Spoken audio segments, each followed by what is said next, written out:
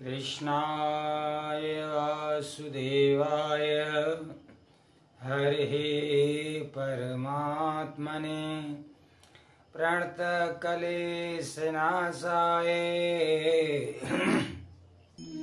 गोविंदाय नमो नमः।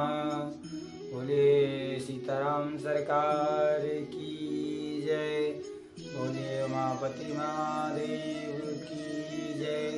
बोलो सब संतन हरि भक्तन की जय।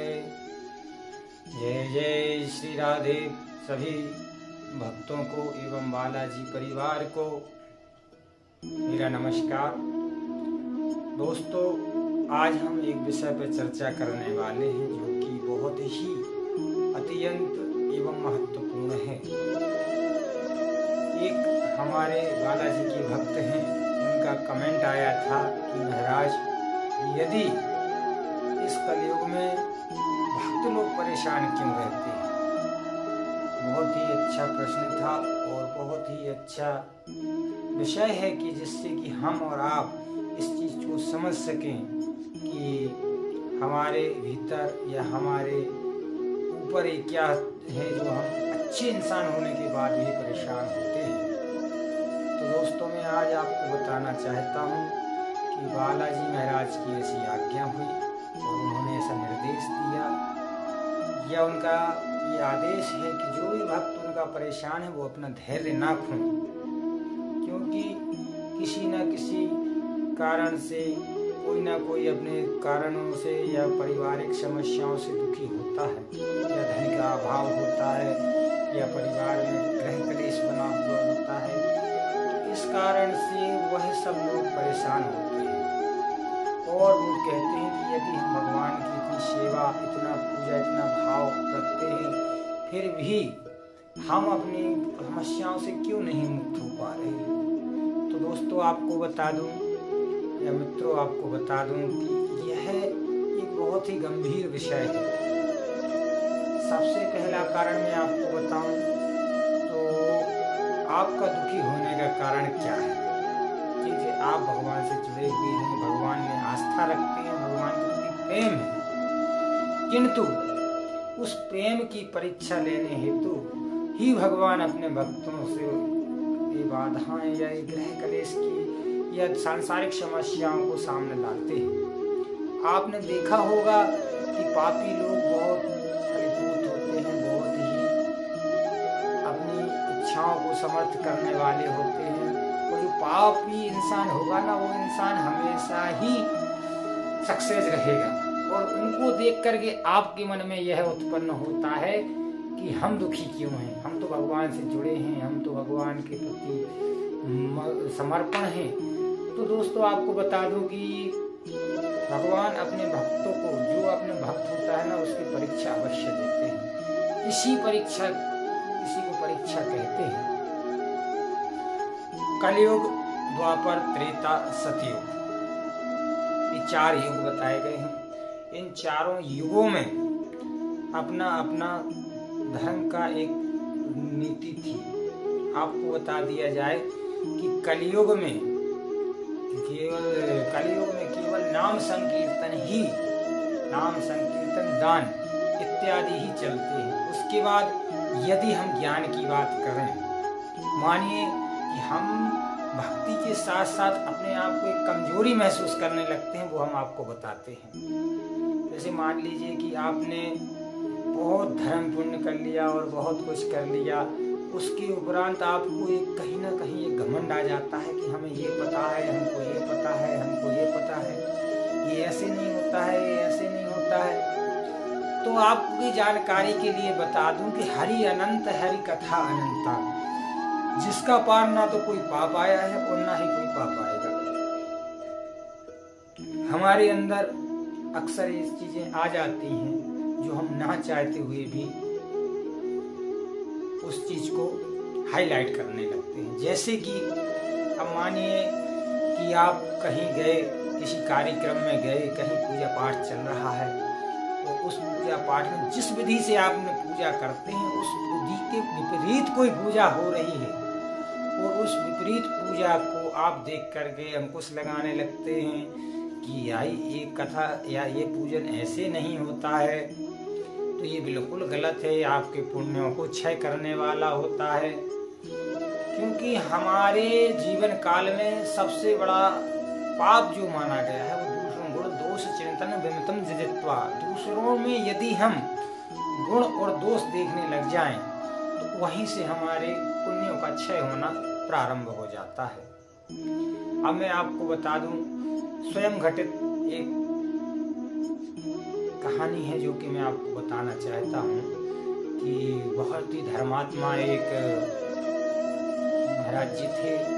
वो एक किसी पूजन में गए और वहाँ पे देखा कि पूजन एक आचार्य जी करा रहे थे, बहुत अच्छा पूजन करा रहे थे।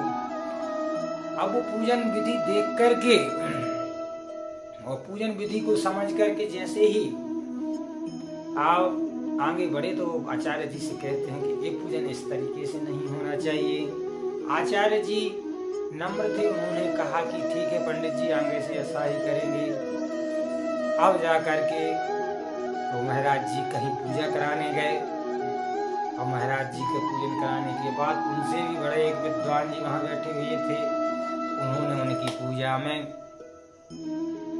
दोष निकाल दिया, दोनों में संवाद छिड़ गया। नहीं ऐसा नहीं, ऐसा नहीं। अब आप बताइए कि वो धर्म कार्य रहा कैसे? जहाँ पे भक्ति भाव का विषय था वहां पे संवाद छिड़ने लग गया। तो पंडित जी भी ना झुके और आचार्य जी भी ना झुके और महाराज जी भी ना झुके। तो इस तरीके का कार्य कि कहीं भी हरि की उपासना हो रही है तो उसमें गुण दोष नहीं निकालना चाहिए।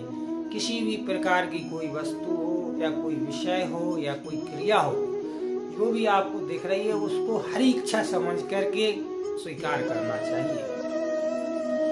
और मेरा कहने का तात्पर्य यही है भक्तों कि आप सब लोग जो ये मन में विचार या एक प्रश्न किया था हमारे एक भक्त परिवार ने कि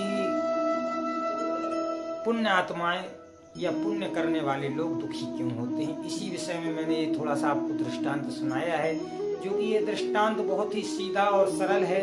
मेरा कहने का उद्देश्य ये था कि जहाँ भी भगवान का कोई कार्य हो रहा हो उसमें गुण दोष ना देख करके प्रेम से वहाँ मस्तक नवा करके उसको सहज स्वीकार करें, क्योंकि जो भी इस सृष्टि में हो रहा है वो हरि की इच्छा के लिए ही हो रहा है और हम लोग उनकी संतान हैं। कहते हैं ना कि ब्रह्म पुत्रस्य,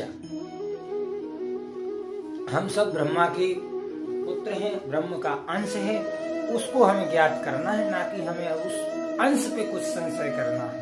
ठीक है, तो जैसे ही आप लोग अपने धार्मिक कार्यों से जुड़े या धर्म की प्रवृत्ति की ओर अग्रसर हों, बहुत से लोग मैंने देखे हैं जो धर्म के प्रति रुचि खत्म करने वाले हैं। क्यों?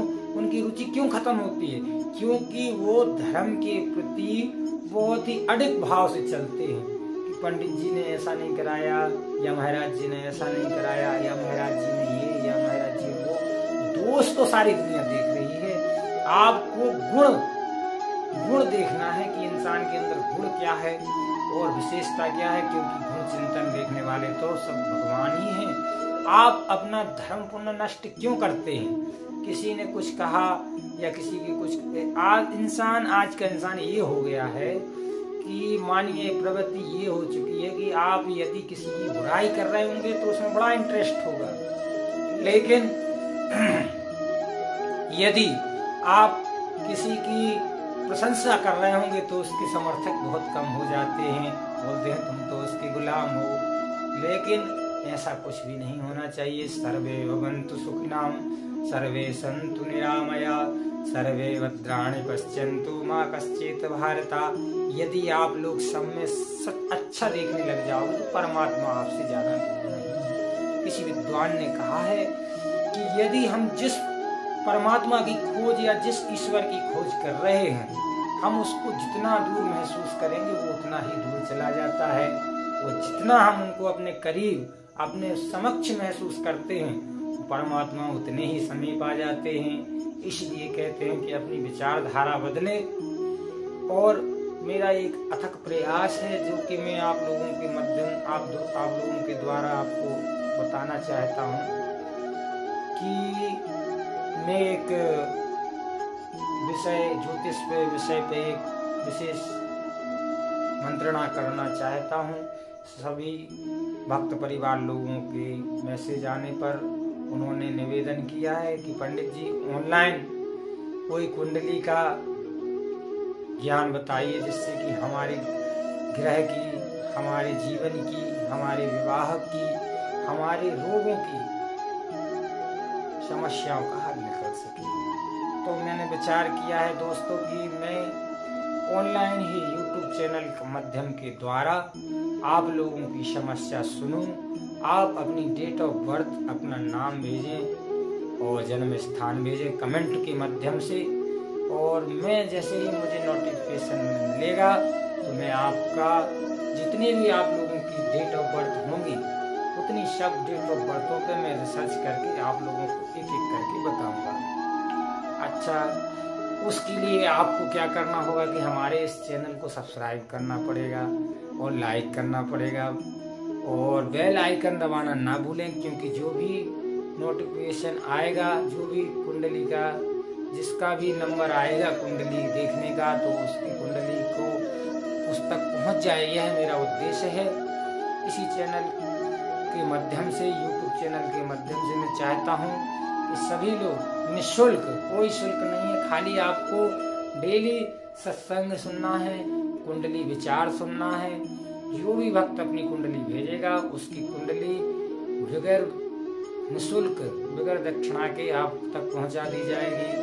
वो जानकारी आपको दे दी जाएगी कि आप किस वजह से परेशान हैं, क्या आपके जीवन में होने वाला है और क्यों आप इतने दुखी हैं। ज्योतिष एक ऐसा मार्ग है जिससे कि इंसान आने वाले समय, आने वाले कल को सतर्क हो सकता है। उसकी बुद्धि क्या होगी, उसकी संतान क्या होगी, उसका धन का लाभ क्या होगा, ये सब जानकारियां वो सब मार्ग प्रशस्त करती है।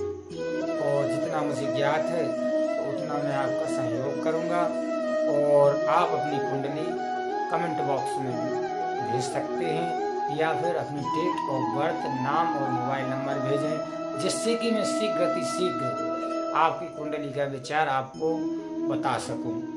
ग्रह दशा क्या है, क्या आपके साथ होने वाला है, यह एक मेरा सूक्ष्म प्रयास है जो आप लोगों के समर्थन बिना संभव नहीं है।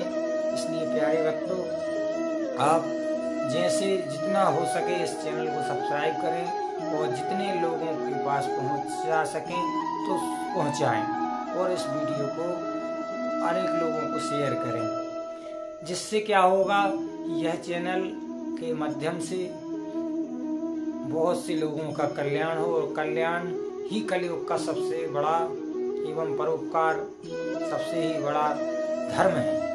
कलयुग के धर्म बताए गए हैं दान, धर्म और परोपकार। यह तीन अच्छे लक्षण कलयुग में हैं जो कि और युगों में उपस्थित नहीं थे। नाम संकीर्तन सर्वप्रथम है, उसके बाद दान और उसके बाद परोपकार।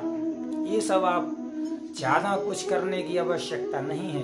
अपनी यथाशक्ति, यथाभक्ति जितना आप दूसरों के प्रति समर्पण रखेंगे उतना ही आपका कल्याण होगा। तो मेरा कहने का उद्देश्य यही था, और इस वीडियो के माध्यम से मैं आप लोगों तक यही संदेश पहुंचाना चाहता था कि आप लोग बालाजी के बड़े ही भक्त हैं, और बाल कलयुग में 3 जागृत देवता हैं। उन जागृत देवताओं में से बालाजी का भी एक स्थान है, प्रथम स्थान है। तो आप लोग बालाजी परिवार से जुड़िए, और जो भी आप लोगों को संशय हो वो मुझे कमेंट बॉक्स में बताइए। इस चैनल को ज़्यादा से ज़्यादा लोगों तक पहुंचाइए, जिससे कि ज़रूरतमंद लोगों की सहायता हो सके। यथाशक्ति, यथाभक्ति जितना मुझे